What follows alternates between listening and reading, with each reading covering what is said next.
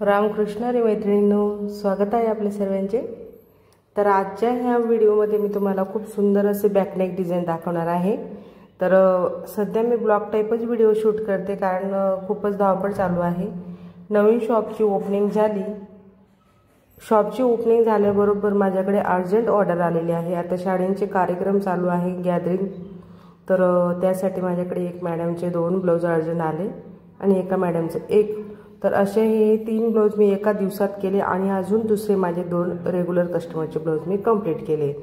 तर त्यातून बघा, हे जे एक ब्लाउज आहे याला थोडा साडीचा कलर कॉन्ट्रास्ट कापड होत, तर थोडा साडीचा कापड असल्यामुळे मी म्हटलं याला काहीतरी आपण आता ह्या साडीच्या कापडाचा वापर करत छान अशी डिझाइन बनवूया, ती देखील विदाउट कॅनव्हेस।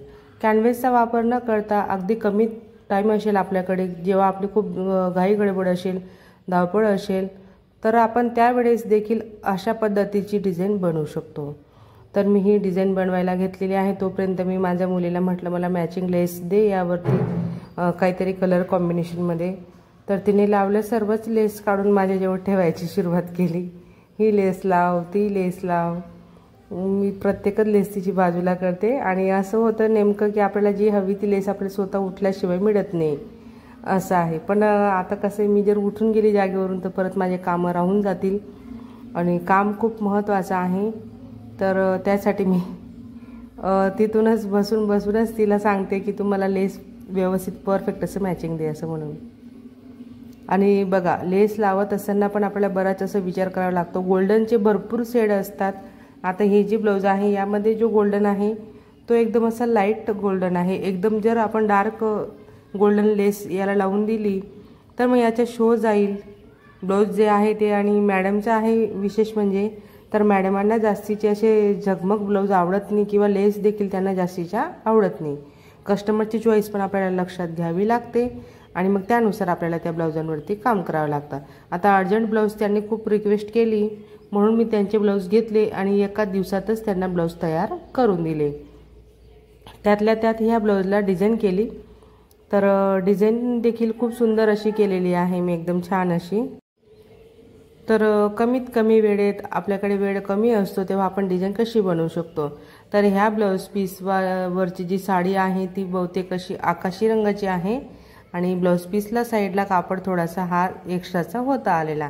जसं की माझ्या सर्वच कस्टमरला माहिती आहे, त्यांना जर डिझाइन करायची आहे तर ते साडीचं कापड सोबत, एकतर साडी आणतील सोबत, नाही तर मग साडीतून कापड काढून आणतील, नाही तर साडी कट करायचं त्यांचा जीव होत नाही तर मग कलर कॉम्बिनेशनमध्ये मला कापड आणून देतात किंवा मग मला सांगतात। पण माझं एक असं आहे की माझं जमत नाही, मला गावात जाणं शक्य नाही कारण माझे कामं भरपूर असतात।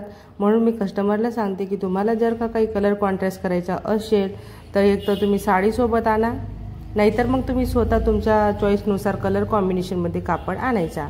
आधी मला डिझाइन सांगा की तुम्हाला कुठली डिझाइन घ्यायची आहे, मग त्यावर मी कस्टमरला कापड आणायला सांगते।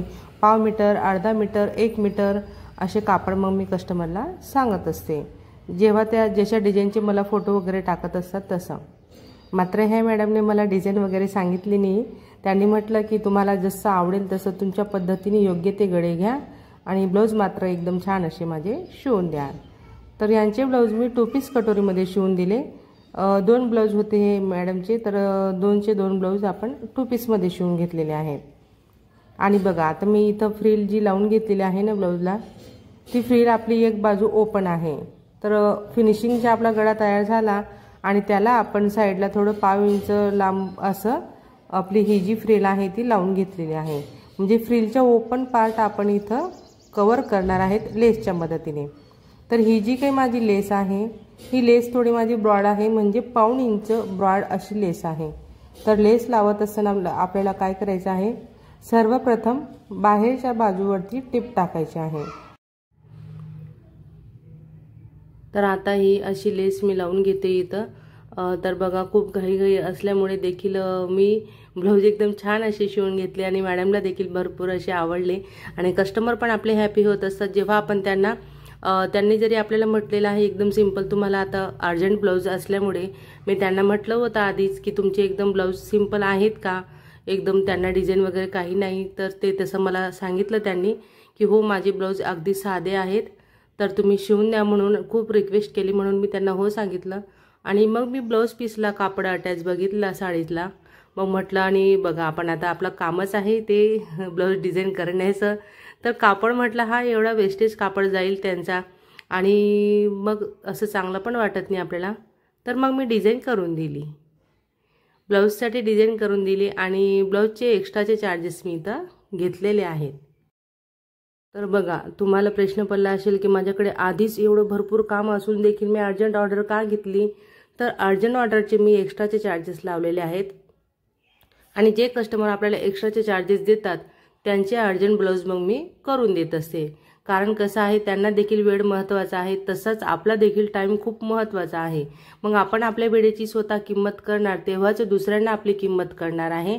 तर ह्याच गोष्टी मी माझ्या सर्व मैत्रिणींना सांगत असते ज्या शिवण काम करतात त्या, की तुम्ही एकदमच तुमची मजबुरी दाखवायची नाही की नाही आपल्याला आता यावरच आहे आपलं सर्व काही डिपेंडेंट, की आपण हे काम करणार तेव्हाच आपलं पोट भरणार आहे, असं सर्वांच्या आपले जे कस्टमर असतात त्यांच्या जर का असा गैरसमज झाला तर मग ते तुमच्या स्वभावाचा किंवा तुमच्या परिस्थितीचा फायदा घेत तुम्हाला काही ना काही करत असे एकदम कमी शिलाईमध्ये तुमच्याकडून कामं करून घेत असतील। आपलं काम एकदम टापटीप ठेवायचं, म्हणजे फिनिशिंगमध्ये आपलं काम जर का असेल तर कस्टमर आपल्याला स्वतःहून 2 पैसे जास्तीचे देऊन जातात। जसं की मी करत असते, माझ्या कामाला एकदम छान अशी फिनिशिंग मी देते आणि माझे सर्वच कस्टमर माझ्याकडे फक्त आणि फक्त माझी फिनिशिंग बघून येतात। तर तुम्हाला देखील तुमच्या फिनिशिंगवर फोकस करायचा आहे, वारंवार आपल्याला कुठं धागा चेंज करायचे तिथं करायचं आहे, एकदम छान अशी आपल्याला शिलाई करायची असते की एकदम ब्लाऊज बघितल्याबरोबर नजरेलाच ब्लाऊज कळायला हवं की एकदम छान असं आता हे ब्लाऊज फिटिंगला कस्टमरला बसणार आहे आणि मग ते बसतातच। एवढं कॉन्फिडन्सने जर का आपण ब्लाऊज स्टिचिंग करायला घेतो तर नक्कीच 100% आपले ब्लाऊज एकदम छान असे तयार होतात। तर मग मैत्रिणींनो, शेवटपर्यंत तुम्ही माझा आजचा हा व्हिडिओ बघितला त्याबद्दल तुमचे सर्वांचे खूप खूप धन्यवाद। आजची ही तुम्हाला माझी ब्लाऊज डिझाईन कशी वाटली विदाऊट कॅनव्हेस, त्यासोबत मी लटकन तुम्हाला दाखवलेले आहेत आणि ब्लाऊज शिवत असताना तुमच्याने ज्या काही चुका होत असतील त्या तुम्ही दुरुस्त करत चला, कारण मी तुम्हाला आता रोजच्या रोज असे ब्लॉग टाईप व्हिडिओ शेअर करेल आणि मी कशा पद्धतीने काम करते हे तुमच्या नक्कीच लक्षात येणार आहे, किंवा तुम्ही शिवत असताना ह्या गोष्टींची काळजी घेतात का याची सविस्तर माहिती तुम्हाला मी येणाऱ्या पुढच्या व्हिडिओमध्ये देखील देणार आहे। चला तर मग भेटूया आता आपण आपल्या पुढच्या एक छान अशा व्हिडिओत आणि नवीन डिझाईन सोबत। धन्यवाद।